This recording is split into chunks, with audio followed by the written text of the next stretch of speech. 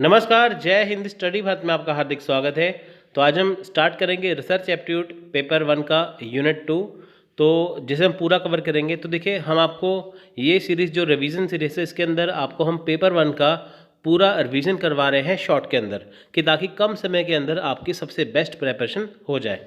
तो स्टार्ट करते हैं रिसर्च एप्टीट्यूड। सो देखिए, अगर मैं सिंपल शब्दों में बात करूँ, in a simple word, research can be defined as the in depth study of something in search of some new information. अब देखिए, रिसर्च होती क्या है। अगर हम सिंपल वर्ड्स में, सिंपल शब्दों में, सामान्य शब्दों में बात करें, तो रिसर्च को हम कह सकते हैं कि अगर हमें कोई न्यू इन्फॉर्मेशन चाहिए तो हम उसके लिए रिसर्च करते हैं। यानी कि देखिए, जो चीज़ हमारे पास है तो वो तो है ही है, लेकिन अगर हम उससे सेटिस्फाई नहीं हैं तो हम उसके लिए फिर से रिसर्च करते हैं और एक नई इन्फॉर्मेशन, न्यू इन्फॉर्मेशन को सर्च करते हैं। तो न्यू इन्फॉर्मेशन को सर्च करना वो होती है रिसर्च। रिसर्च का ये मतलब नहीं होता कि आप फिर से अगेन रिसर्च कर लें। अब आपको रिसर्च तब करनी होती है जब कोई चीज़ अधूरी रह जाए, जब इन्फॉर्मेशन अधूरी हो। तो न्यू इन्फॉर्मेशन अगर आपको लेनी है तो उसके लिए आपको रिसर्च करना ज़रूरी है। सो देखिए, यहाँ पे जो मैं आपको पेपर 1 करवा रहा हूँ, ये बिल्कुल शॉर्ट में कवर किया जाएगा कि कम समय के अंदर आपकी सबसे बेस्ट रिवीजन हो जाए। ठीक है, तो जो जो आपका मैं बताता जाऊँगा तो वो आप आसानी से करते जाइए। आपके 50 में से 45 क्वेश्चन ईजिली हो जाएंगे। सो ऑब्जेक्टिव ऑफ रिसर्च की बात करें कि रिसर्च क्यों की जाती है। यहाँ पे देखिए, रिसर्च जो होती है उसमें ये चीज़ें देखी जाती हैं, 5 Ws and 1 H। 5 W means who, what, where, when, why. ठीक है, उसके बाद H होता है हाउ, यानी कि who, what, where, when, why, ये 5 चीज़ें और हाउ, इसके ऊपर पूरी आपकी रिसर्च टिकी हुई होती है। इसके अगर आपको सारे के सारे अगर आपको आंसर मिल जाए, समझिए आपकी रिसर्च कंप्लीट हो गई। So the main objective of research is to find out the truth which is hidden and which has not been discovering as yet।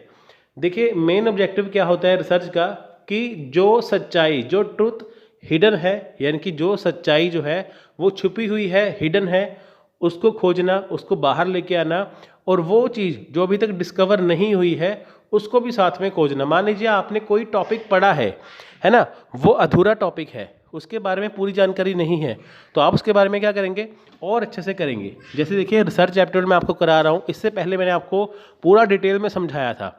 अभी आपको मैं जैसे मैं क्विक रिवीजन में बिल्कुल शॉर्ट में करवा रहा हूँ, है ना।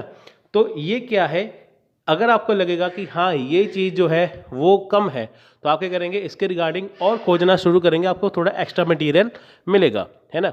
तो वो होगी रिसर्च। तो ऐसे रिसर्च के अंदर होता है, जो टॉपिक हमारे पास है अगर उसके अंदर हमें लगता है कि हाँ ये चीज़ इसमें नहीं है और एक्स्ट्रा हो सकती है, तो आप जगह जगह से सर्च करते हैं, तो उसके बारे में पता लगाते हैं, वो होती है रिसर्च। जैसे आपको कोई टॉपिक दे दिया करने के लिए, तो आपने यहाँ से टॉपिक लिया, वहाँ से टॉपिक लिया, बहुत सारे बुक से लिया, आपने काफ़ी रिसर्च की और उस जगह पे भी गए जो उस रिसर्च से संबंधित है, तो वहाँ पे जाके आपने खुद से भी मैन्युअली भी वहाँ पे भी रिसर्च की, तो उससे क्या हुआ, आपको नई जानकारी मिल गई जो इससे पहले आपने नहीं पढ़ी थी। ठीक है, वो होता है रिसर्च का ऑब्जेक्टिव। अब बात करते हैं कैरेक्टरिस्टिक्स ऑफ रिसर्च, यानी कि रिसर्च की विशेषताएं। अब देखिए, जो रिसर्च होती है वो उसकी विशेषताएं क्या है, उसके कैरेक्टरिस्टिक्स क्या है। Research is based on hypothetical sampling and assumption, यानी कि जो रिसर्च होती है वो किसके ऊपर बेस्ड है, हाइपोथेटिकल सैम्पलिंग। हाइपोथेटिकल मतलब क्या होता है, हमारे दिमाग के अंदर जो कल्पना होती है, परिकल्पना जिसे हिंदी में कहते हैं। हाइपोथेसिस क्या होती है, हाइपोथेटिकल क्या होती है, कि जैसे मान लीजिए कि अभी जो हमारे दिमाग के अंदर सोच है जिसको हमने पूरा करना है ना, वो होती है। जैसे मैं कहता हूँ कि मान लीजिए हमारी लॉटरी लग जाती है, तो हम कहते हैं ना हमारे पास इतने पैसे आएंगे, हम वहाँ खर्च करेंगे, वहाँ खर्च करेंगे, वहाँ खर्च करेंगे। लॉटरी अभी निकली नहीं है, लेकिन प्लानिंग स्टार्ट हो गई है। ऐसा ही रिसर्चर करता है ना, कि अगर मैं मान लीजिए इसके ऊपर सर्च करता हूँ, अगर ये रिसर्च सफल होगी, जैसे कोरोना काल में देखिए मेडिसिन नहीं आई थी, लेकिन मेडिसिन के बारे में रिसर्च की गई, तो जिसने रिसर्च की तो देखिए उनकी जो मेडिसिन है काफ़ी चल गई, है ना। हम कहते हैं ना, हम ये नई चीज़ लेके आएंगे, रिसर्च करेंगे, कि ताकि अगर वो कामयाब हो गई, है ना, तो बहुत ज़्यादा तरक्की हो जाएगी। जैसे आप देखिए, ऑफलाइन एजुकेशन में पढ़ना था, अब देखिए आजकल स्मार्ट बोर्ड आ गए हैं। अगर किसी ने देखिए स्मार्ट बोर्ड की यहाँ पे रिसर्च की है कि एजुकेशन जो है वो जो बोर्ड होता है वहाँ पे पढ़ाया जाए। किसी ने सोचा होगा ना कि ब्लैक बोर्ड पे पढ़ाते हैं, वाइट बोर्ड पे पढ़ाते हैं, क्यों ना एक ऐसा बोर्ड बनाया जाए जिसके ऊपर टच स्क्रीन बोर्ड हो, जिसके ऊपर आपको कुछ भी ना करना पड़े, डायरेक्ट आप यहाँ पे आके पढ़ा दें। तो देखिए किसी ने रिसर्च की, किसी ने सोचा, सोचना मीन हाइपोथेसिस, उसने सोचा फिर इसको बनाया, तो वो हो गई रिसर्च। अगर वो हाइपोथेसिस करता ना, अगर वो कल्पना करता ना, तो वो चीज़ होती नहीं। आगे जाके बहुत सारी चीज़ें देखिए ऐसे ही आएंगी। उसके बाद देखिए research is a scientific and social investigation. अब देखिए रिसर्च साइंटिफिक है और सोशल इन्वेस्टिगेशन है। हम हमारी जो सोसाइटी में रहते हैं, हम देखते हैं वहाँ पे क्या कमियाँ हैं, हमारा एजुकेशन का जो लेवल है वो नीचे है, उसको ऊपर उठाने के लिए बहुत सारी चीज़ें जो है वो नई नई करनी पड़ती हैं, है ना। तो उसके लिए क्या है, रिसर्च करनी पड़ती है ना उसके लिए।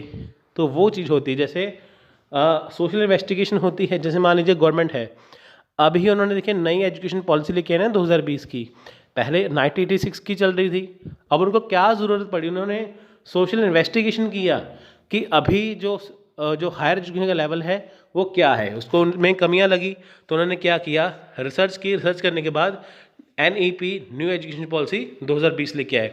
तो सोशल इन्वेस्टिगेशन करने के बाद साइंटिफिक तरीके से स्टेप बाय स्टेप जो होती है वो रिसर्च होती है, वो चीज़ होती है इसके अंदर।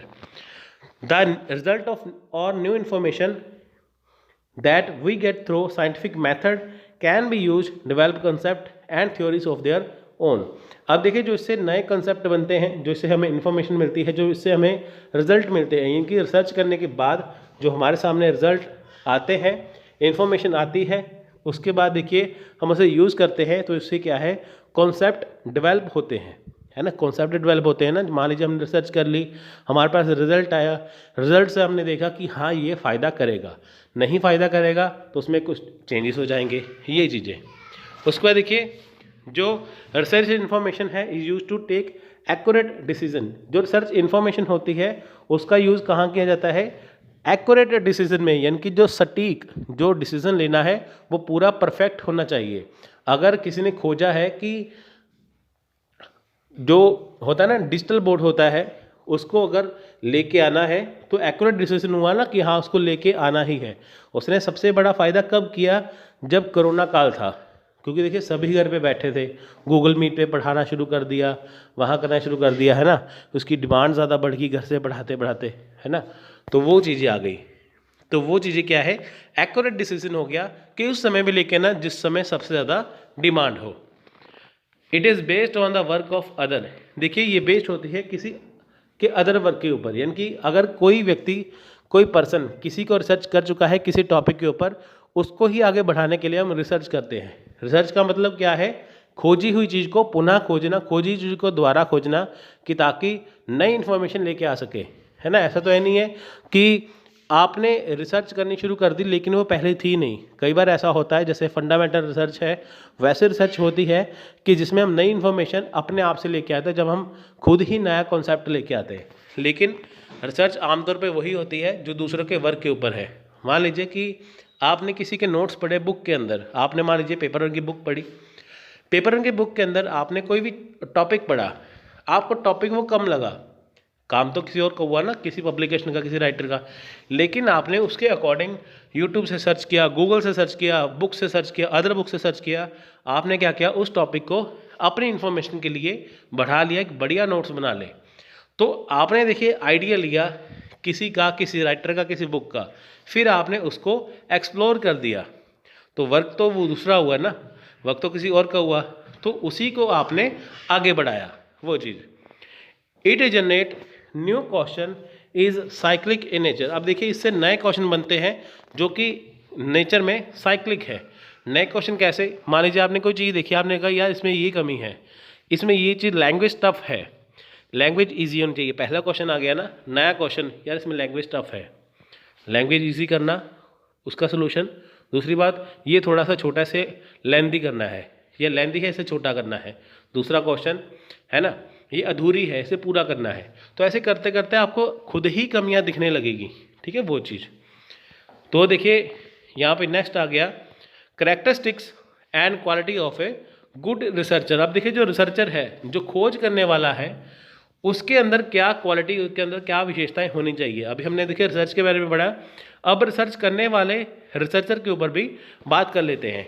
अब देखिए फ्रेंडली विद रिस्पोंडेंट, देखिए जो रिसर्चर होगा वो फ्रेंडली होगा रिस्पोंडेंट के साथ। रिस्पोंडेंट मतलब कि जब वो रिसर्च करता है, किसी चीज़ के बारे में रिसर्च करता है, उससे जो उसे रिस्पॉन्स मिलता है उससे फ्रेंडली होता है। ऐसा नहीं है कि उसने सोचा यार मैं रिसर्च कर रहा हूँ तो जो होगा मेरे हक में ही आना चाहिए, हो सकता है उससे नेगेटिव आ जाए, नेगेटिव को पॉजिटिव कैसे करना है ये उसके ऊपर डिपेंड है। यानी कि फ्रेंडली होना चाहिए रिस्पोंडेंट के साथ। अगर उसने जो सोचा है उसके अकॉर्डिंग मान लीजिए रिसर्च में कोई कमी आ रही है तो उसे फिर भी फ्रेंडली रहना चाहिए। फ्री फ्रॉम प्रीजुडाइज, इनकी नॉट बायस। अब देखिए जो रिसर्च होती है वो फ्री होनी चाहिए, किसी के ऊपर बायस्ड नहीं होनी चाहिए। यानी कि मान लीजिए हम अगर सर्च कर रहे हैं तो हमें ये नहीं हो चाहिए हाँ किसी खास बंदे को या किसी खास कम्युनिटी को फ़ायदा हो, फ़ायदा सबके लिए होना चाहिए। अगर इंडिया में एजुकेशन आ रही है, नई एजुकेशन आ रही है, हम ये नहीं कहेंगे कि अमीरों को सबसे फ़ायदा हो, इसका फ़ायदा अमीर गरीब सबको होगा क्योंकि ये सबके लिए है। कैपेसिटी ऑफ डेप्थ इन्फॉर्मेशन है, देखिए जो गुड रिसर्चर होगा उसके अंदर कैपेसिटी होगी डेप्थ इन्फॉर्मेशन की, यानी कि अगर वो रिसर्च कर रहा है वैसी रिसर्च करे, डेप्थ में रिसर्च करे कि ताकि उसके अंदर कोई चीज़ की कमी ना रहे। एक्यूरेसी, देखिए हर चीज़ को एक्यूरेट करना, गलतियाँ नहीं हो। ऐसा नहीं कि ये भी चीज़ पकड़ ली इसमें गलतियाँ निकली, वो भी चीज़ पढ़ ली गलतियाँ निकली, यानी कि पूरी एक्यूरेसी होनी चाहिए। उसे पता होना चाहिए कि जो मैं रिसर्च कर रहा हूँ उसके लिए मुझे कहाँ कहाँ जाना है। अगर कश्मीर में जाने की बात हो, दिल्ली में जाने की बात हो, पंजाब में जाने की बात हो, अगर रिसर्च से संबंधित है उसको वहीं जाना चाहिए। ऐसा नहीं कि जरूरत पंजाब के पहुँच जाए मुंबई, है ना। एक्यूरेट होना चाहिए, उसे पता है कि ये चीज़ यहाँ से मिल सकती है। ट्रुथफुल, देखिए उसे ट्रुथफुल होना चाहिए, जो भी सच्चाई है पूरी निकालनी चाहिए रिसर्च के अंदर। एक्सपर्ट इन सब्जेक्ट, अगर वो जिस रिसर्च के बारे में बात कर रहा है उसे अपने सब्जेक्ट में एक्सपर्ट होना चाहिए। ट्रेंड इन रिसर्च टूल्स, अब देखिए रिसर्च टूल जो होते हैं वो होते हैं कि रिसर्च कैसे करनी है, किस तरह से करनी है, कहाँ से स्टार्ट करनी है, कहाँ पे ख़त्म करनी है। उसे रिसर्च के बारे में, रिसर्च टूल के बारे में ट्रेनिंग होनी चाहिए कि मुझे किस टाइम पे कौन सा रिसर्च टूल यूज़ करना है, जैसे डाटा कलेक्ट करना है, कौन सा डाटा हटाना है, कौन सा रखना है, वगैरह वगैरह। नेक्स्ट आती है टाइप्स ऑफ रिसर्च। अब देखिए बहुत इंपॉर्टेंट है, एग्जाम में इसमें से क्वेश्चन 99% आता ही आता है। अब देखिए रिसर्च के टाइप्स कौन से हैं, देखिए डिस्क्रिप्टिव वर्सेस एनालिटिक रिसर्च। अब देखिए डिस्क्रिप्टिव रिसर्च कौन सी है, एनालिटिक रिसर्च कौन सी है, देखते हैं। डिस्क्रिप्टिव रिसर्च वो होती है जो रिसर्च जो है वो आप ये कह सकते हैं जो जिसे डिस्क्राइब किया जा सके, ठीक है। डिस्क्रिप्टिव रिसर्च कौन सी होती है, जिसे डिस्क्राइब किया जा सके। जैसे मान लीजिए कि कोई अगर चीज़ हुई है ना, मान लीजिए कि अगर कोई चीज़ हुई है तो वो कहाँ हुई है, क्या हुई है, जैसे पूरी इन्फॉर्मेशन होती है ना, कि जैसे आप कहते हैं ना कि कोई इंसिडेंट हो गया, वो पूरा ब्यौरा देना वहाँ पे कि कहाँ कहाँ जो है क्या इंसिडेंट हुआ, कहाँ पे हुआ, है ना। जो ऐसे पूरी इन्फॉर्मेशन होती है, डिस्क्राइब करना, किसी सिचुएशन को डिस्क्राइब करना, पूरी डिस्क्रिप्टिव। अगर कोई रिसर्च करने जाता है वो कहता है ना कि मैंने वहाँ से रिसर्च की, वहाँ से रिसर्च की, मैं वहाँ गया, वो वाली चीज़। तो एनालिटिक रिसर्च आ गई, एनालाइज करना कि क्या इसके अंदर जो रिसर्च की गई है तो वो क्यों हुई है, कहाँ हुई है। डिस्क्रिप्टिव में आएगा पूरा कि कब हुई थी, क्या ब्यौरा था, क्या था। तो एनालिटिक में आता है क्यों हुआ था, डिस्क्रिप्टिव में कहाँ हुआ था, कब हुआ था, लेकिन एनालिसिस में आता है एनालिटिक में क्यों हुआ था, इसका कारण क्या था। उसके बाद देखिए अप्लाइड और फंडामेंटल रिसर्च कौन सी है, कि जब चीज़ों को अप्लाई किया जाता है। फंडामेंटल रिसर्च का मतलब क्या हुआ कि जब मान लीजिए कि इसे बेसिक रिसर्च भी कहते हैं, जब मान लीजिए हमने जो रिसर्च की है वो सबसे पहले हमने चीज़ खोज की है उसके बारे में, इससे पहले इसकी खोज किसी ने नहीं की है। जैसे मान लीजिए दो पत्थरों को रगड़ने से आग निकलती है, तो वो हो गया ना कि पहली बार यार ये हमने कॉन्सेप्ट हम ही लेके आए हैं, इससे पहले कोई नहीं लेके आया, तो वो होती है फंडामेंटल रिसर्च। अब मान लीजिए कि किसी ने रिसर्च की है, इससे पहले कोई रिसर्च नहीं हुई है, उसने रिसर्च कर ली, उसके बाद वो रिसर्च इतनी चल गई, उसके बाद नई नई थ्योरीज आने लगी, तो वो होती है फंडामेंटल रिसर्च। अप्लाइड रिसर्च वो होती है कि जब हम उसे अप्लाई करके देखते हैं।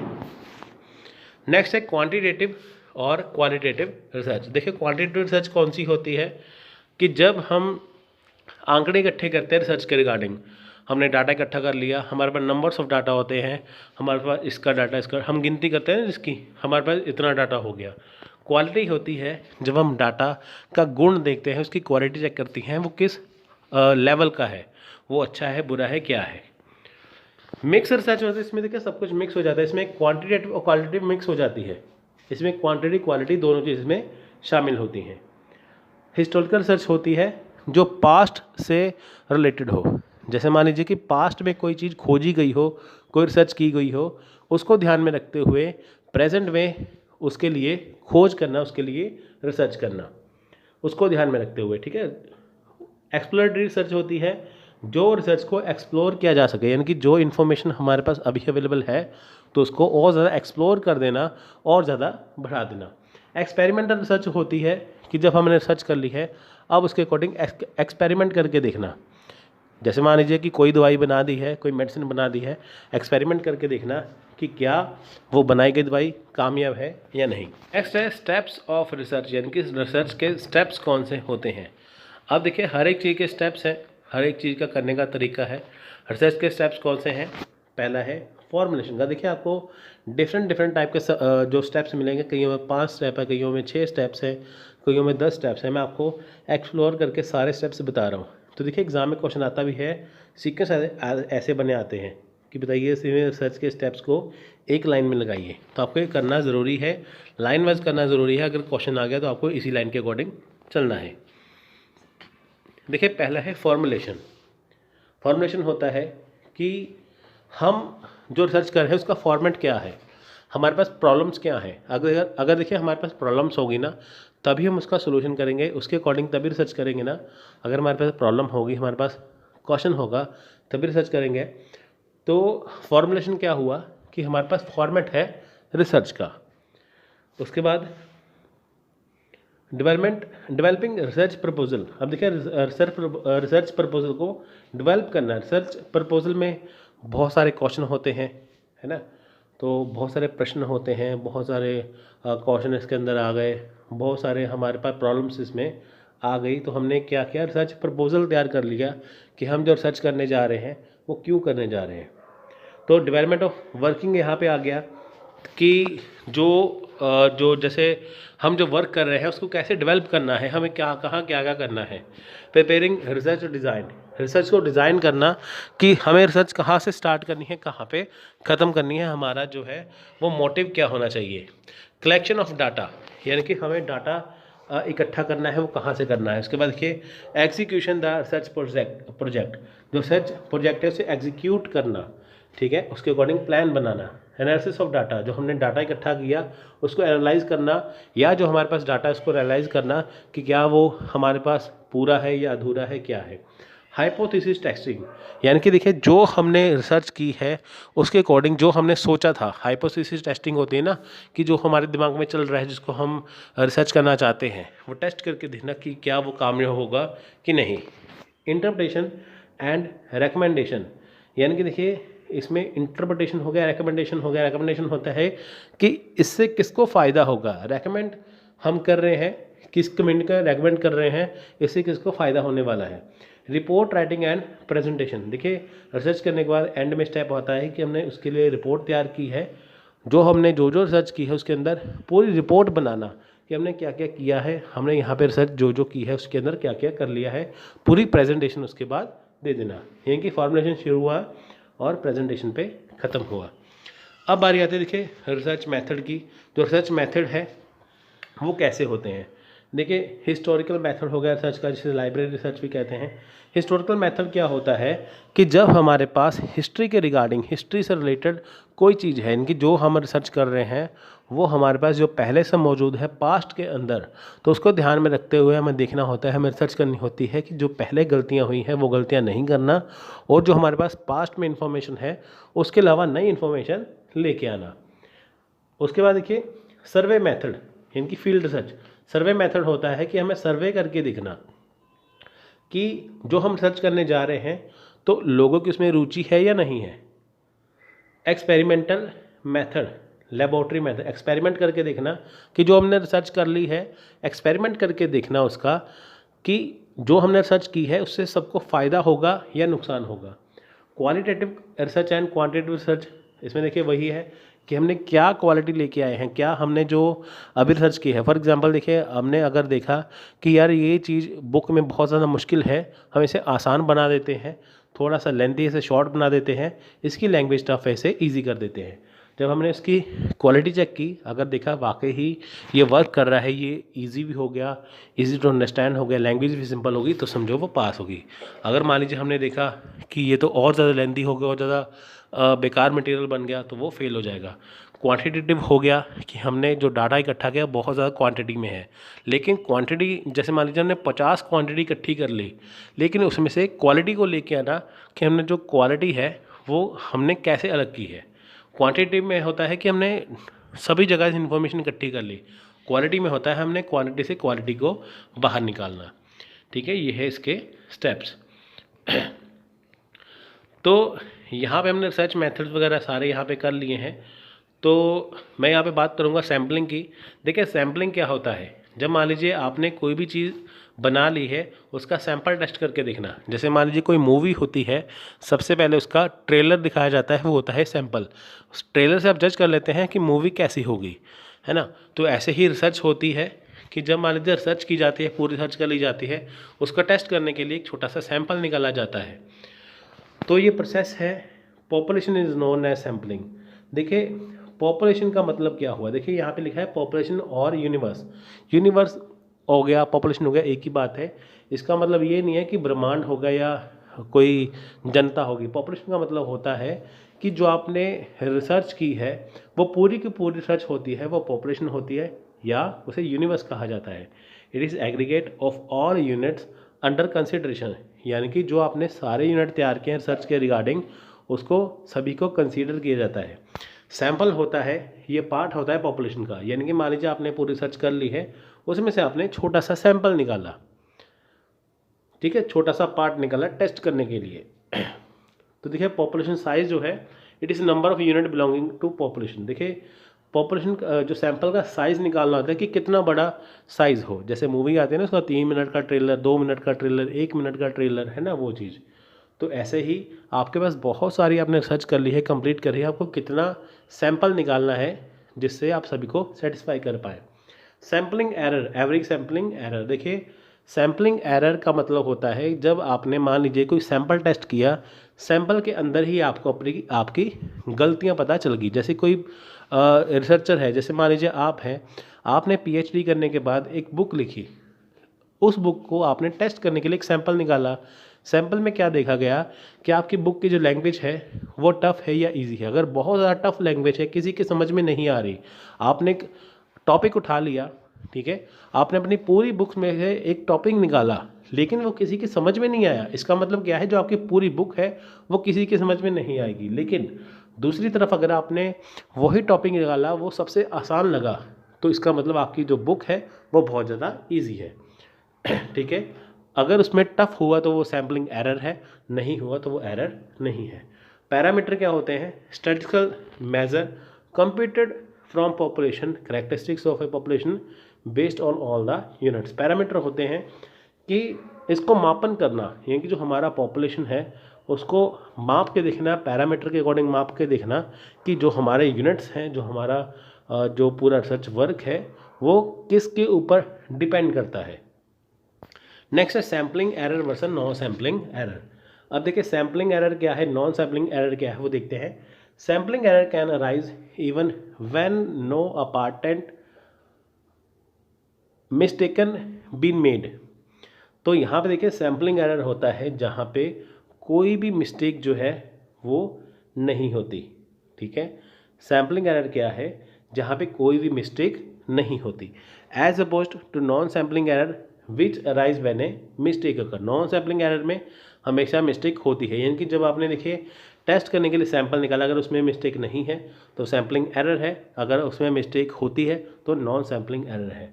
Sampling error occur when the sample is not representative of the universal truth, whereas non-sampling error is a specific to certain study design. Sampling error देखिए तब होता है जब आपका जो सैंपल होता है वो आपके यूनिवर्स से रिलेटेड ना हो, यानी कि जो आपने सैंपल निकाला वो यूनिवर्सल ट्रूथ को रिप्रेजेंट ना करता हो। जैसे मान लीजिए कि आपने जो चीज़ निकाली है वो किसी के ऊपर लागू ही ना हो, वो होता है सैम्पलिंग एरर। लेकिन दूसरी तरफ नॉन सैम्पलिंग एरर क्या है कि जो आपने चीज़ निकाली है वो पूरी परफेक्ट है आपकी स्टडी डिज़ाइन के ऊपर। Sampling error can be reduce greatly as sampling size increase. Sampling error को देखिए हटाया जा सकता है, क्यों? अगर आप सैंपल का साइज इंक्रीज कर दें। But non sampling error requires more methodical process to reduce. अब देखिए जो नॉन सैम्पलिंग एरर है उसको उठाने के लिए बहुत ज़्यादा मेथड को अप्लाई करना होता है। Sampling error is often caused by internal factor. जो सैम्पलिंग एरर है वो इंटरनल फैक्टर के द्वारा होते हैं, whereas non sampling error is caused by external factor not entirely related to survey, study और सेंसस। देखिए जो सैम्पलिंग एरर है वो आपके इंटरनल फैक्टर हैं, जो आपकी रिसर्च है उससे ही निकले हैं। लेकिन जो नॉन सैम्पलिंग एरर है वो बाहर से आते हैं, वो आपके रिसर्च से नहीं आते। ठीक है, वो चीज़ें सैम्पलिंग एरर का ये मतलब हुआ कि जो आपने रिसर्च कर ली है उसके अंदर से गलती निकलना। नॉन सैम्पलिंग एरर का मतलब होता है कि जो आपने सर्च कर ली है उसको बाहर के फैक्टर जो है वो उसके ऊपर इफेक्ट डाल रहे हैं। मान लीजिए आपने सर्च की है इंग्लिश में लेकिन डिमांड है हिंदी मीडियम की, तो हो गया ना एक एक्सटर्नल फैक्टर कि यार हिंदी मीडियम में क्यों नहीं है। अगर आपने हिंदी में किया तो आ गया, तो इंग्लिश में क्यों नहीं है। तो ये चक्कर होता है। इसके स्टार्ट करते हैं हाइपोथेसिस। देखिए हाइपोथेसिस का मतलब क्या होता है। Hypothesis determine the validity of the assumption. The hypothesis is tested on the base of the information obtained from a sample. Hypothesis testing helps to decide on a sample data whether a hypothesis about population is likely to be true or false. अब देखिए hypothesis क्या है। Hypothesis को हिंदी में कहते हैं परिकल्पना। यानी कि देखिए जो हाइपोथेसिस का मतलब क्या हो गया कि जो आपके दिमाग की उपज है, यानी कि जो आपके दिमाग में चल रहा है। जब मान लीजिए आपने एग्ज़ाम दे दिया तो आपके दिमाग में चल रहा होता है ना, यार मैं पास हो जाऊंगा या पास हो जाऊंगी या फेल हो जाऊंगा ना, क्या है। तो जब मान लीजिए आपने एग्ज़ाम दे दिया, आपका रिजल्ट आया, आपने ये सोचा यार मैं पास होऊंगा या फेल होऊंगा, पास होऊंगा फेल होऊंगा, कुछ भी सोचा। अगर आप पास हो गए तो आपकी हाइपोथेसिस सही होगी, अगर आप फेल हो गए तो आपकी हाइपोथेसिस गलत होगी।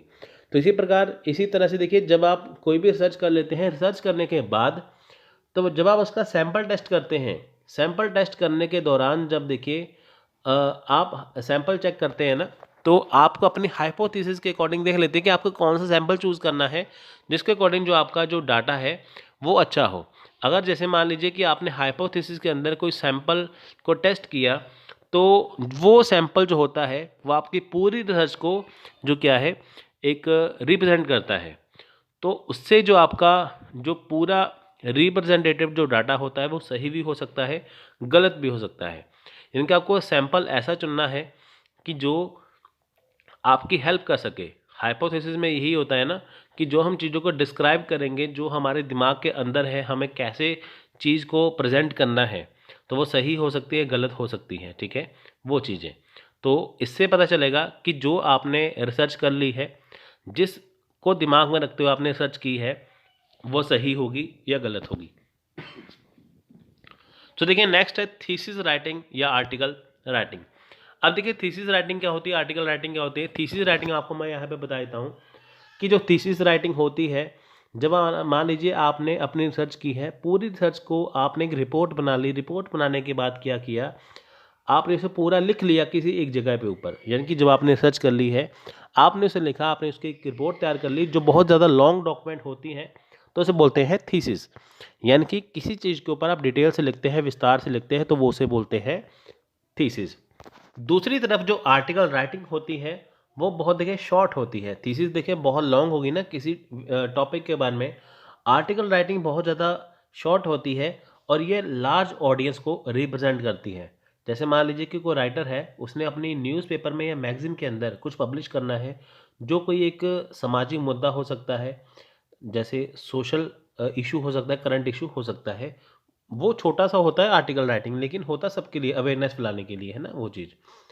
तो जैसे आजकल क्या है, आजकल एआई का चल रहा है, आर्टिफिशियल इंटेलिजेंस का, कि इससे आप इसका कम इस्तेमाल करें, इससे बचा जा सके। तो क्या इसके ऊपर एक आर्टिकल आपको कहीं जगह पे मिल जाएंगे जो कि अवेयरनेस फैलाता है।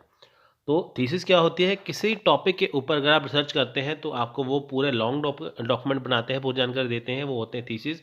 आर्टिकल होता है शॉर्ट, जो एक स्पेसिफिक टॉपिक के ऊपर होता है, जो लार्ज ऑडियंस के लिए होता है। सो नेक्स्ट देखिए टाइप्स ऑफ थीसिस। अब देखिए थीसिस के टाइप्स क्या है। देखिए क्वालिटेटिव या क्रिएटिव थीसिस या और क्वांटिटेटिव थीसिस। अब देखिए जो थीसिस होती है वो क्वालिटेटिव भी है, क्वांटिटेटिव भी है। क्वालिटेटिव क्या है कि जो आपने रिसर्च की है वो कैसी है, वो अच्छी है, बुरी है, वो क्या है। क्वालिटी में होता है ना कि जो आपने रिसर्च कर ली है वो दूसरों से कैसे अलग है। तो जो आपने रिसर्च की है उसकी लैंग्वेज कैसी है, ईजी है और टफ है, वो क्या है। तो वो आपकी क्रिएटिव क्या है, आपने दूसरों से कैसे अलग सोच के क्या इसमें ऐड किया है, वो होती है क्वालिटी। जैसे हमारे ये नोट्स हैं यूजीसी नेट के, पेपर वन के आपको मार्केट में बहुत सारी बुक्स मिल जाएंगी, सबका लिखने का तरीका अलग है, लेकिन जो हमारे नोट्स हैं ये आपको कहीं नहीं मिलेंगे। तो इसमें क्या है, इसमें क्वालिटी है। इसमें आपको वो चीज़ें हैं जो आपको कहीं पे अवेलेबल नहीं करवाई जाएंगी। ये जो हमारे नोट्स हैं ये वाकई में ही नोट्स हैं, जो मार्केट में बुक्स हैं वो नोट्स नहीं होते, वो बुक्स होती हैं। तो हमारे भी नोट्स पेपर वन के अकॉर्डिंग है, बाकी के नोट्स भी पेपर वन के अकॉर्डिंग है। तो क्रिएटिविटी का तरीका हो गया ना, क्वालिटी का फ़र्क हो गया ना, वो चीज़। तो ऐसे ही थीसिस भी इसके ऊपर बेस्ड होती है। तो नेक्स्ट है क्वांटिटेटिव थीसिस। क्वांटिटेटिव में क्या है कि आपके पास आपने डाटा कैसे कलेक्शन किया, कितने पेजेस की हो गई आपकी थीसिस, तो वो होती है क्वांटिटेटिव, जो क्वांटिटी में हो।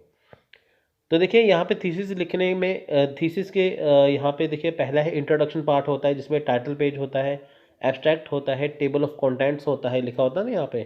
टाइटल पेज क्या होता है कि आपकी किसके ऊपर बेस्ड है, एब्स्ट्रैक्ट होता है छोटा सा लिखा हुआ है ऐसे। टेबल ऑफ कंटेंट होता है कि यहाँ से यहाँ पेज तक कौन सा चैप्टर है, दूसरा चैप्टर कितने कितने पेज तक है, ये वो वाला। बॉडी ऑफ रिपोर्ट में देखिए क्या होता है, इंट्रोडक्शन होता है, पहले आपको इंट्रोडक्शन होती है कि आपने कोई क्या चीज़ लिखी है। लिटरेचर का रिव्यू होता है, मेथड क्या क्या अपनाए हैं, स्टैटिस्टिकल एनालिसिस होता है, कंक्लूजन होता है इसके बाद। ठीक है, ये सारी चीज़ें इसके अंदर आती हैं। तो क्वेश्चन एग्जाम में पूछ लेते हैं। तो देखिए नेक्स्ट है बॉडी ऑफ रिपोर्ट, यानी कि रिपोर्ट की बॉडी, यानी कि जो आपने रिपोर्ट तैयार की है वो कैसी है। हाँ, ये तो हो गया हमारा। नेक्स्ट है बिब्लियोग्राफी। बिब्लियोग्राफी में देखिए क्या होती है, the bibliography is a list of the publication used in thesis report. देखिए बिब्लियोग्राफी क्या एक लिस्ट है पब्लिकेशन में, जिसमें जो आप थीसिस रिपोर्ट करने के लिए, जैसे आपको मान लीजिए थीसिस आपने लिखी है, उसे पब्लिश करना होता है ना, तो बिब्लियोग्राफी वो होती है।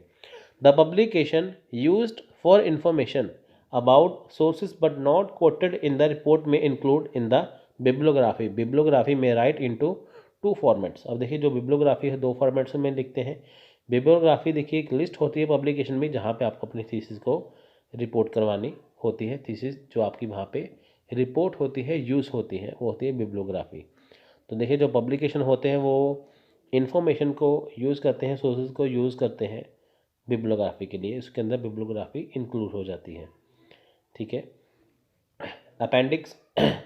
अपेंडिक्स क्या है, देखिए appendix is its name employs its a track on part. Appendix contents are working paper. ये क्या होती है, अपेंडिक्स क्या है, ये देखिए वर्किंग पेपर है, और ये समरी टेबल होती है, एडिशनल रेफरेंस इसके अंदर यहाँ पे होती है ना, रेफरेंस होते हैं। जैसे मान लीजिए कोई चीज़ हो गई, उसके अंदर अपेंडिक्स लिखा होता है, एंड में रेफर किया जाता है कि आप इस चीज़ को भी इसके अकॉर्डिंग पढ़ सकते हैं।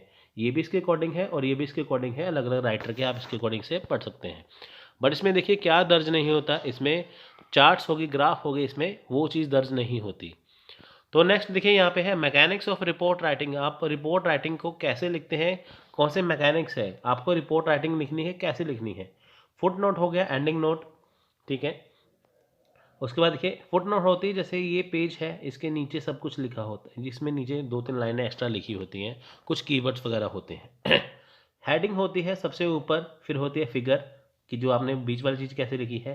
प्रूफ रीडिंग होती है, स्टाइल ऑफ राइटिंग होती है। स्टाइल ऑफ राइटिंग मतलब कि आप चीज़ को कैसे रिप्रेजेंट कर रहे हैं। जैसे आप देखिए हमारी जो स्टाइल ऑफ राइटिंग है, हमने यहाँ पे देखिए इस चीज़ को कलर किया है, इसे बोल्ड किया है, इसे रेड कलर में लिखा है, जो नया टॉपिक वो वाली चीज़। नेक्स्ट है टेबल्स। टेबल्स बनाए होते हैं, ठीक है। पेजिनेशन होते हैं, पेज के नंबर दिए होते हैं, सबमिशन होता है एंड में, ठीक है, सबमिट कर देते हैं उसे एंड में।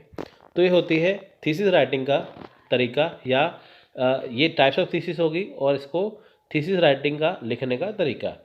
नेक्स्ट देखिए application of ICT in research. अब देखिए जो आईसीटी है, इनकी इंफॉर्मेशन कम्युनिकेशन टेक्नोलॉजी है, उसका आईसीटी में कैसे हम उपयोग करते हैं, कैसे यूज़ करते हैं।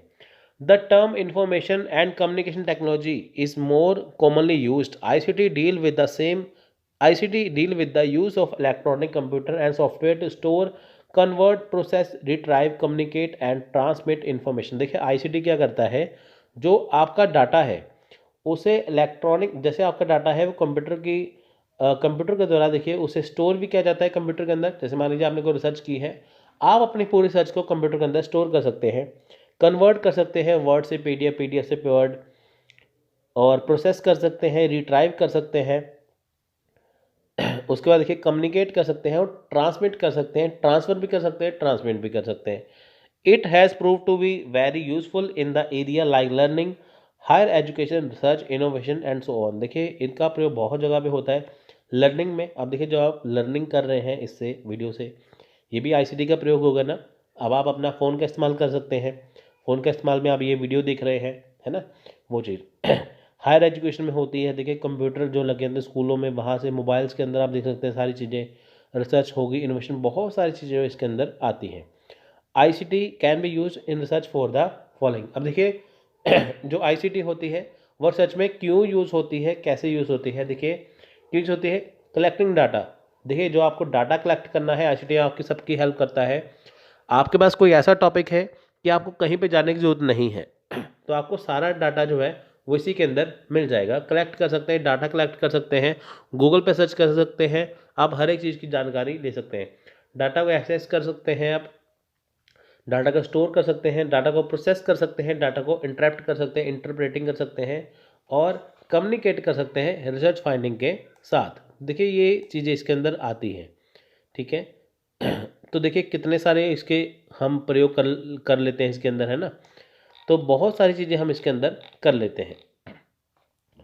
और रिसर्च फाइंडिंग्स का मतलब आपको यही हुआ कि आप जैसे कोई चीज़, अगर आपके पास कोई जैसे प्रॉब्लम्स आ जाती हैं, तो आप उसका आईसीटी के द्वारा आप उसका जो उसे सॉल्यूशन उसे कर सकते हैं, उसका हल कर सकते हैं, उसे सॉल्यूशन आपको उसका मिल जाएगा। तो देखिए नेक्स्ट रोल ऑफ आईसीटी। अब देखिए आईसीटी का रोल क्या है, आईसीटी क्यों ज़्यादा इम्पोर्टेंट, इसका रोल क्या होता है यहाँ पे।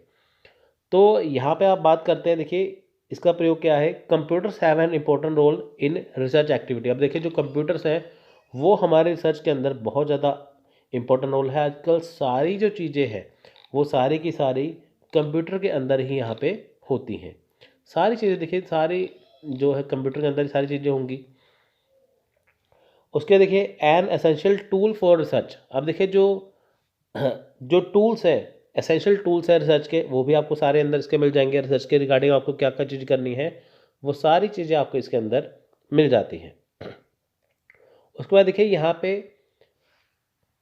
It led the way to a globalized information portal, example world wide web. अब देखिए इसमें जो वर्ल्ड वाइड वेब यानी कि www जो होता है, तो आप उसके ज़रिए आप कोई भी चीज़ खोज सकते हैं। जब आप देखिए कोई वेबसाइट देखते हैं, स्टार्ट में लिखा होता है ना www, ऐसे लिखा होता है ना स्टार्टिंग में, तो डॉट के बाद सारी चीज़ स्टार्ट होती है, वो वाली। सो यहाँ पे देखिए वेरियस कंप्यूटर प्रोग्राम्स ईज्ड और our way into compiling research process. अब देखिए जो वेरियस कंप्यूटर प्रोग्राम है उससे जो हमारी रिसर्च है वो बहुत ज़्यादा आसान हो गई, उसका रिसर्च बहुत ज़्यादा आसान भी हो गया है, और बहुत ज़्यादा आप कह सकते हैं कि शॉर्ट भी हो चुका है, बहुत ज़्यादा इजी वे में हो चुका है। बहुत सारे रिसर्च प्रोग्राम ऐसे हैं जो आपके काम में आते हैं। जैसे मान लीजिए आपने डाटा कहीं से चुरा लिया, तो कंप्यूटर फटाफट पकड़ लेगा कि आपने डाटा कहाँ से चुराया है, कितना डाटा चुराया है, कहाँ से चुराया है। जैसे इंटरप्ट डाटा होता है ना, इंटरप्टेड डाटा मतलब क्या, जैसे टेबल, ग्राफ्स वगैरह आप इसमें ऐड कर सकते हैं, विजुअल ऐड कर सकते हैं, वो चीज़ें। नेक्स्ट देखिए व्हाट इज सर्च इंजन। अब देखिए सर्च इंजन क्या है, जब हम चीज़ को सर्च करते हैं किसी चीज़ के ऊपर, गूगल के ऊपर सर्च किया, गूगल क्या है, सर्च इंजन हो गया। एंड इंटरनल टूल, ये इंटरनल टूल है कंप्यूटर के अंदर। लोकेट वेब पेज, जब आप कोई चीज़ सर्च करते हैं वो वेब पेज को लोकेट करता है। Sort them according to specific keywords. अब देखिए जो आपके जो स्पेसिफिक कीवर्ड है वो उसके अकॉर्डिंग से सॉर्ट करता है, वो आपको सबसे पहले वही चीज़ दिखाता है जो आपने सर्च की है। तो यहाँ पे आप देख सकते हैं नेक्स्ट है टाइप्स ऑफ सर्च इंजन कौन से हैं, बिंग है, आस्क है, गूगल है, याहू है, अल्टा विस्टा है, ये इसके सर्च इंजन है। ठीक है, तो ये सारे इसके सर्च इंजन के अंदर ये आते हैं। अब देखिए यहाँ पे मैं आपको एक और चीज़ बता दूँ, जो आपको मैं चीज़ बता रहा हूँ यहाँ पे, ये सारी आईसीटी के application of ICT in search के अंदर आती है। ठीक है, लेकिन बहुत सारी देखिए चीज़ें, आप कई चीज़ें देखेंगे, हमारे नोट्स देखेंगे, कोई देखेंगे, उसके अंदर जो एप्लीकेशन है वो स्टेप बाय स्टेप 3 स्टेप बताते हैं। प्री डाटा एनालिसिस हो गया, है ना, डाटा एनालिसिस हो गया, पोस्ट डाटा एनालिसिस हो गया। अगर आप वो भी करते हैं तब भी ठीक है, ये करते हैं तब भी ठीक है, लेकिन ये थोड़ा ज़्यादा था, डिटेल में है, एग्जाम में इससे ही क्वेश्चन बनेगा। ठीक है, सो नेक्स्ट देखें यहाँ पे है आइडेंटिफाई द वेबसाइट। जो आप वेबसाइट को आइडेंटिफाई कैसे करते हैं, ठीक है, जो रिसर्च के अंदर जो आईसीटी है वो वेबसाइट को कैसे आइडेंटिफाई करता है। Whenever possible try to locate the home page. देखिए जब भी पॉसिबल हो, जो होम पेज है सबसे पहले आपको वहाँ पे जाना है। जैसे आपने यूजीसी नेट को वेबसाइट को सर्च किया तो आप उसका होम पेज देखेंगे, आपको सारे ऑप्शन वहाँ पे दिख जाएंगे। We can open do these by eliminating some information from the end of URL. अब देखिए जो यूआरएल का एंड होता है आप उससे चीज़ों को सर्च कर सकते हैं। जैसे देखिए .gov हो गया, .com हो गया, .net हो गया, .edu हो गया, ये इसके यूआरएल है। ठीक है, सो नेक्स्ट देखिए यहाँ पे है आईसीटी रिसर्च टूल। आईसीटी के रिसर्च टूल देखिए कौन से होते हैं। ई पेपर हो गया, ई पेपर, जैसे आईसीटी के रिसर्च टूल क्या होते हैं, जैसे ई पेपर हो गया, स्लाइड शेयर हो गया, यूट्यूब होगा, सोशल मीडिया हो गया, अमेजन किंडल हो गया। ये इसके रिसर्च टूल है। जब आपको कोई चीज़ सर्च करनी है तो आप ई पेपर पे करेंगे। ठीक है, तो ई पेपर पे करेंगे, स्लाइड शेयर पे करेंगे, यूट्यूब पे आप कोई चीज़ सर्च कर सकते हैं किसी टॉपिक के regarding, social media Facebook Twitter LinkedIn पे कर सकते हैं, और अमेजन किंडल पे देखिए आप ई बुक्स पढ़ सकते हैं, अनलिमिटेड बुक्स पढ़ सकते हैं। उस पर देखिए बेनिफिट फॉर टीचर, ये टीचर के लिए कैसे बेनिफिट है। ICT gives teacher access to a wide range of information, historical sources and media type. अब देखिए जो टीचर्स हैं ये उनको एक्सेस करवाता है, इंफॉर्मेशन हो गया, हिस्टोरिकल इवेंट्स हो गया। जैसे मान लीजिए सोशल टीचर को कोई चीज़ कोई टॉपिक बच्चों को पढ़ाना है तो वो टॉपिक को ब्रॉड करना चाहते हैं तो वो आईसीटी की हेल्प से, कंप्यूटर इंटरनेट की हेल्प से उसे ब्रॉड कर सकते हैं। Allow teacher to identify misconception in peoples. अब देखिए जो मिसकंसेप्शन है स्टूडेंट्स के अंदर, तो राइटिंग स्टाइल क्या है, उनका तरीका क्या है, वो सारा कुछ इससे पता लगाया जा सकता है। रिजल्ट भी इससे जल्दी से चेक होता है। जैसे आपका जो रिजल्ट है यूजीसी नेट का वो भी जल्दी जल्दी आता है ना, तो वो आईसीटी की हेल्प से ही आता है, कंप्यूटर से चेक होके आता है। बेनिफिट फॉर पीपल्स, पीपल्स हो गया, स्टूडेंट हो गया, लर्नर हो गया, वो एक ही बात है। अब देखिए ICT helps to elevate the constraints of writing. अब देखिए जो आपकी जो राइटिंग का जो स्टाइल है इससे आसानी से पता चल जाता है, आईसीटी इसकी हेल्प करता है।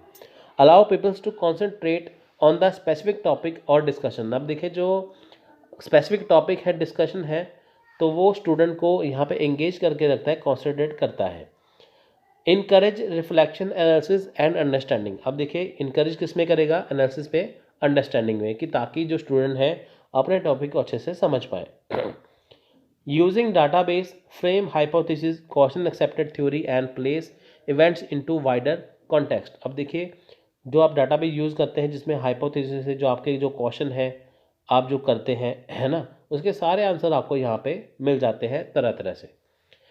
Effects of ICT on research. अब देखिए जो क्या इफेक्ट है रिसर्च के आईसीटी पे, यानी कि जो आईसीटी के जो रिसर्च के ऊपर आपके क्या इफेक्ट हो सकते हैं। अगर आप एक अच्छे रिसर्च करने जा रहे हैं, आईसीटी उसे कैसे इफेक्टिव करेगा, आईसीटी उसे कैसे प्रभावित करेगा। जैसे ICT application in pre data analysis, post data analysis और डाटा एनालिसिस। ठीक है, ये चीज़ें प्री डाटा, डाटा और पोस्ट डाटा। अब देखिए प्री डाटा में क्या होता है कि जैसे कोई चीज़ को सर्च किया जाता है, जैसे लिटरेचर को सर्च करना, कॉन्टेक्स्ट को सर्च करना, लिटरेचर को ट्रैक करना और डाटा को कलेक्ट करना। यानी कि जब हम रिसर्च करते हैं उससे पहले हम क्या क्या करते हैं, रिसर्च करने से पहले, यानी कि जब आपने डाटा को एनालिसिस करने से पहले क्या किया, लिटरेचर को सर्च किया, कंटेंट को सर्च किया कि आपको किस पे रिसर्च करनी है, लिटरेचर को ट्रैक किया, कि कितना करना है, कौन सा लिटरेचर है, ठीक है, साहित्य कौन सा है, कितना करना है, क्योंकि देखिए साहित्य तो बहुत है, लिटरेचर तो बहुत है, कितना आपको कहाँ से करना है, डाटा को कलेक्ट करना है, ठीक है, वो सारी चीज़ें। उसके बाद देखिए डाटा एनालिसिस आ गया दूसरे स्टेप पे। डाटा एनालिसिस में क्या हुआ, आपका जो डाटा है वो क्वांटिटेटिव है, क्वालिटेटिव है, वो चीज़ें इसके अंदर आती हैं। आपने कितना डाटा इकट्ठा किया क्वांटिटी के अंदर, क्वालिटी के अंदर क्या आएगा कि आपने जो डाटा इकट्ठा किया है वो किस लेवल का है। जैसे मान लीजिए कि आईसीटी के अंदर देखिए डाटा कलेक्ट करने के लिए क्वालिटेटिव के लिए एन वीवो हो गया, एटलस .ti हो गया, मैक्सोडा हो गया, SPSS हो गया, ठीक है, ये जो चीज़ें हैं या आप इससे क्वालिटी इंप्रूव कर सकते हैं, ठीक है। तो पोस्ट डाटा एनालिसिस में देखिए कौन सी चीज़ें आती हैं, जैसे बिब्लियोग्राफी का रेफरेंस हो गया, आर्टिकल हो गया, प्लेगरिज्म डिटेक्शन हो गया कि जो आपने चीज़ की है वो सही है गलत है क्या है, ठीक है, ये चीज़ें इसके अंदर आती हैं। कंक्लूजन क्या है देखिए यहाँ पे कि use of ICT based research tools, research cycle और ड्यूरेशन कैन बी शॉर्टन। अब देखिए जो चीज़ सालों में होती थी वो महीनों में महीनों वाली, दिनों में दिनों वाली, हफ्तों में, है ना, महीनों वाली हफ्तों में, हफ्तों वाली दिनों में, दिनों वाली घंटों में, ऐसे चीज़ें हो रही हैं। जो आपका जो ड्यूरेशन है टाइम पीरियड का वो इससे बहुत ज़्यादा कम हो रहा है, जो कि अच्छी बात है। जो आपके रिसर्च 2 साल में कवर होनी थी वो आपकी 1 महीने में कवर हो रही है, 2 महीने में कवर हो रही है। With the use of ICT and the increased speed of research, more research article, thesis, dissertation, etc. can be produced। अब देखिए अगर आप ICT का प्रयोग करते हैं तो इससे देखिए जो आपकी रिसर्च की जो स्पीड है वो भी इंक्रीज होती है, इससे आप और ज़्यादा आर्टिकल थीसिस लिख पाएंगे। Increase the knowledge contribution with in the research community. अब देखिए जो इसकी रिसर्च कम्युनिटी है, जो आपकी जो रिसर्च कम्युनिटी है, इसके अंदर आपको इसकी जो नॉलेज, जो इसकी नॉलेज है, ठीक है, उसे कंट्रीब्यूट करना कि ताकि बाकी बंदे भी जो रिसर्च करने वाले हैं वो भी इसको जान पाए। Moreover research quality can be improve as the use of certain ICT based application area. देखिए जो रिसर्च क्वालिटी है वो इम्प्रूव होती है इससे, ICT से। अब देखिए गवर्नमेंट इनिशिएटिव है for integrating ICT with research. अब देखिए गवर्नमेंट के इनिशिएटिव है कि जब आप रिसर्च करेंगे वो भी गवर्नमेंट की तरफ से कुछ ऐसी साइटें हैं, कुछ वेबसाइट हैं कि ताकि वो भी आपकी रिसर्च में हेल्प करती हैं। Shodh Ganga, Shodh Sindhu, information and library network, INFLIBNET, NLIST, UAY, Uchchatar Avishkar Yojana, impacting research, innovation and technology imprint हो गया, ज्ञान हो गया, इनकी global initiative of academic network. तो इनसे क्या है आप अपने रिसर्च में हेल्प ले सकते हैं अपने कोई भी टॉपिक के रिगार्डिंग। अब देखिए यहाँ पे रिसर्च एथिक्स क्या होती है। एथिक्स का मतलब होता है कोई चीज़ अच्छी है बुरी है। The term ethics is derive from the Greek word ethos which refers to behaviour. According to Oxford English dictionary, ethics are a set of moral principle that govern a person behavior और conducting of an activity। अब देखिए moral principal क्या है कि जब आप research करते हैं तो आपको अपनी रिसर्च जो है वो अपनी करनी है, किसी की चुराई हुई नहीं करनी, ठीक है। तो रिसर्च एथिक्स यही कहता है कि जो आपको करना है अपना ईमानदारी से खुद का करना है, किसी का चुराना नहीं है। फीचर्स ऑफ रिसर्च एथिक क्या है। Research ethic is based on the well accepted ethical and social value. अब देखिए इसमें सोशल वैल्यू हो गई, एथिकल्स वैल्यू इसके अंदर आती है। Research ethics has an universal application. देखिए ये दुनिया में हर जगह होती है, हर जगह होनी चाहिए। यूनिवर्सल एप्लीकेशन कहता है कि जो भी आपकी चीज़ है वो आपकी अपनी होनी चाहिए। अगर आप किसी की चुराई हुई चीज़ को अपना बताकर उसको छपवाने की कोशिश करते हैं तो आपके ऊपर एक्शन आ सकता है। Research ethics provide the legal, social, moral, economic and cultural limits. अब देखिए रिसर्च एथिक्स क्या है, ये लीगल हो गया। लीगल क्या हो गया, अगर आप किसी का काम चुराते हैं आपको सज़ा हो सकती है, जुर्माना हो सकता है। Social, moral value, economics value, इसकी एक लिमिट तय हो जाती है ना, वो चीज़ें। एथिक्स प्रिंसिपल देखिए क्या है, given the importance of ethics for the conduct of research, it should be come as no surprise that many different professional association, government agency and university have adopted specific codes, rules and policy relating to the research ethics। देखिए बहुत सारी कंपनियां हैं जिनके special codes होते हैं, rules होते हैं जो इस पॉलिसी को अपनाते हैं। अब देखिए बहुत सारी कंपनियां हैं, बहुत सारे पब्लिकेशन हैं, वो कभी भी किसी का चुराया हुआ डाटा जो है वो इस्तेमाल करके छपवाती नहीं है। ठीक है, इसमें देखिए क्या है, ऑनेस्टी है, इंटीग्रिटी है, लॉयल्टी है, ऑब्जेक्टिविटी है, रिस्पेक्ट फॉर अदर है, बेनिफिट फॉर सोसाइटी है। आपको देखिए एथिक प्रिंसिपल देखिए, आपको ऑनेस्टी, ईमानदारी रखनी है अपने काम के प्रति, इंटीग्रिटी ठीक है, अखंडता रखनी है, लॉयल्टी रखनी है, लॉयल मतलब कि आप लॉयल होने चाहिए अपने टॉपिक के रिगार्डिंग, ऑब्जेक्टिविटी होनी चाहिए, जो आपने जो चीज़ का इस्तेमाल इसमें किया है वो आपके अपने हैं। ठीक है, अगर मान लीजिए आप किसी के चीज़ को चुराते हैं आप, तो आपको उसका वहाँ पे विवरण देना है, आपको उसके बारे में बताना है कि ये चीज़ इनकी है। रिस्पेक्ट फॉर अदर, जो आपके साथी हैं तो आपको उनका रिस्पेक्ट करना है। बेनिफिट फॉर सोसाइटी, आपको एक ऐसी रिसर्च करनी है जो सोसाइटी के लिए, सबके लिए ज़रूरी हो, सबके लिए बेनिफिट के लिए हो। तो ये था आज का रिसर्च का टॉपिक। तो हमने अभी टीचिंग और रिसर्च यहाँ पे ख़त्म कर लिया है, तो पूरा शॉर्ट में कवर किया है कि जिससे आपकी एग्ज़ाम की तैयारी बढ़िया हो सके। तो जल्दी से व्हाट्सएप चैनल फॉलो कर लीजिए, आपको सारे वीडियोस वहाँ पे मिल जाएंगे। तो मिलते हैं अगली वीडियो में, तब तक के लिए जय हिंद, जय भारत।